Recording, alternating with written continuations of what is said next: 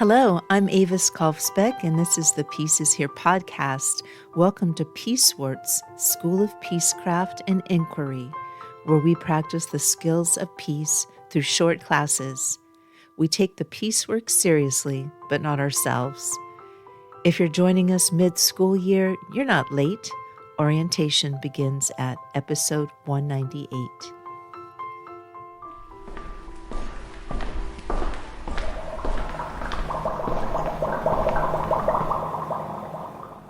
Welcome back to Peacewarts, Peace Scholars. This is Social Chemistry in the Lab. Today we're discussing the physics of the stabilizer. In our previous classes, we looked at the cauldron and the clock. Today we look at the person. In laboratory chemistry, when a solution is volatile and disorganized, we introduce a seed crystal. This is a single, stable element that provides a blueprint for the rest of the mixture. It does not force the solution to change. It simply offers a more stable way to exist. In this lab, you are that crystal. The 19th century French physiologist Claude Bernard, who discovered the concept of the internal environment, once observed, "The stability of the internal environment is the condition for the free and independent life." The entry, the biological anchor. We begin with the law of emotional contagion. In the lab, we know that molecules in a solution eventually synchronize their vibration. Human bodies do the same. If one person in a room is in a state of high chemical panic, their nervous system emits signals, rapid breathing, dilated pupils, high-pitched vocal frequencies, that act as a catalyst of chaos. Everyone else's biology begins to mirror that panic. To be the stabilizing crystal in the room is to perform a biological heist. Think of a flight attendant during severe turbulence. They don't just give announcements, they perform ordinary tasks with deliberate slowness. Passengers scan their faces for cues. If the attendant is regulated, the cabin spiral stops. This is a borrowed nervous system. By maintaining a slow heart rate and grounded presence, you become the strongest biological signal in the space. You are the cool, ordered structure dropped into the boiling liquid. Because the human nervous system is always searching for a baseline of safety, the panicked group will subconsciously begin to entrain or synchronize with your calm. The history.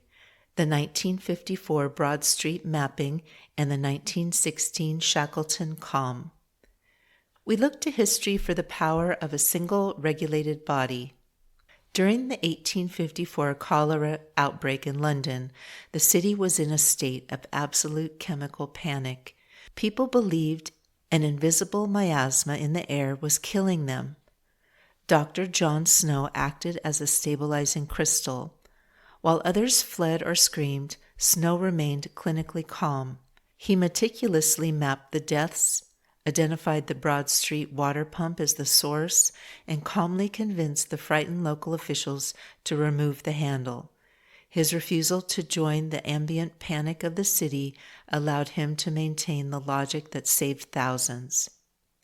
We see this same pattern in the 1916 Endurance expedition. After their ship was crushed by Antarctic ice, Ernest Shackleton and his men were stranded for months. The chemistry of the group was primed for an explosion of despair. Shackleton recognized that his primary job was internal environment management. He maintained a legendary level of calm even when death was likely. He insisted on daily routines, games, and a steady tone of voice. By being the stabilizing crystal for his crew, he kept 27 men from dissolving into panic, eventually leading every single one of them to safety. He proved that one regulated nervous system can act as a container for an entire group's survival. The thesis, the crystal protocol. The lesson for today is that your biology is a broadcast. To stabilize a group, you must manage your own solutes first. 1. Vagal anchoring. Before you speak, you must stimulate your own vagus nerve by exhaling longer than you inhale.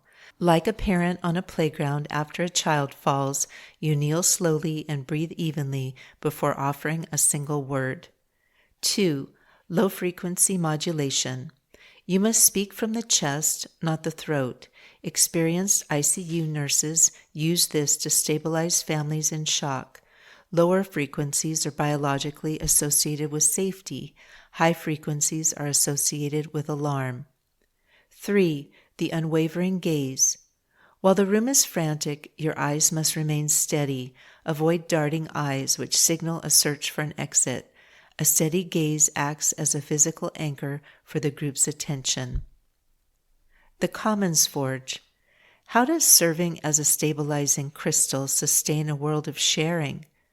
When fear or volatility ripples through a neighborhood, community board, or cooperative network, panic leads to hoarding and the collapse of shared systems. An unregulated crowd quickly destroys the civic commons. By standing as a biological anchor and providing a calm, regulated nervous system, a peace scholar stops the spread of emotional contagion. This stability grounds the group, restoring the collective composure required to manage shared resources and maintain resilient democratic community stewardship. The quenching agent, micropractice. A peace scholar understands that you cannot fix a broken reaction by adding more heat. You fix it by being the one element that refuses to react. When you stabilize yourself, the room has no choice but to follow. Practice being the crystal today. Let the room mirror your calm rather than your calm mirroring the room. Homework. 1. Look up Dr. John Snow and the 1854 cholera outbreak and identify the specific data he collected while others were panicking. 2. Write down one question about any of this episode's topics. If you don't have a question, just write "no question." 3. Optional. The next time you are in a room when someone is complaining or panicked, do not speak. Simply focus on your own breathing. Make your exhales twice as long as your inhales. Observe if the other person's heat begins to dissipate as they subconsciously mirror you. If you'd like to read more on this subject, some book suggestions are My Stroke of Insight by Jill Bolte Taylor, a fascinating look at neurological regulation and emotional entrainment, and Endurance, Shackleton's Incredible Voyage by Alfred Lansing, the classic historical account detailing how disciplined personal composure and steady leadership kept a stranded crew united and alive under extreme pressure. These are also in the show notes with the homework. The reaction. A sustainable reaction is an anchored reaction. Social chemistry is a chemistry that offers a calm blueprint rather than reflecting the ambient panic. Until our next class, keep your elements stable. Class dismissed. Thank you for listening. If you're looking for your next read, I write books about strong friends, wild places, and a future worth the effort. The Pedro the Water Dog Saves the Planet series follows two best friends, Tilly and Camus, strong, funny, and in love with the wild world, who decide their small choices add up to something. Hopeful eco-fiction for grown-ups, climate fiction without the doom. You can jump in anywhere or start with book 1. In one more year, Tilly can swim like a dolphin and run like the wind. She just never learned to cycle, which is a problem because she's decided to attempt her first Ironman. Her reason isn't glory. It's a quiet, stubborn idea. If one ordinary person can finish something this hard, maybe a whole town can be talked into buying less, wasting less, and keeping their stuff longer. One more year. To pull it off, Tilly leans on her best friend and coach Camus, tattooed, tequila-loving, and exactly the voice you'd want yelling at you from the shore, plus a gruff, retired cycling pro hiding out on a private island, a pack of maverick mountain bikers, a salty old pirate named Ike, and Pedro, her devoted water dog. Together they train, scheme, fall a little in love, and slowly realize their northwest lake town of Sandglass is facing a threat bigger than any race. My books are available wherever books are sold, including at avaskolfspec.com. Podcast music is by Javier Peque Rodriguez, and the track is I Am Late, Madame Curie. Sound effects are from Pixabay. Regarding peace, we need not delay or despair. We are not late. We are right on time to love. We are all scholars of peace. Listen for the peace.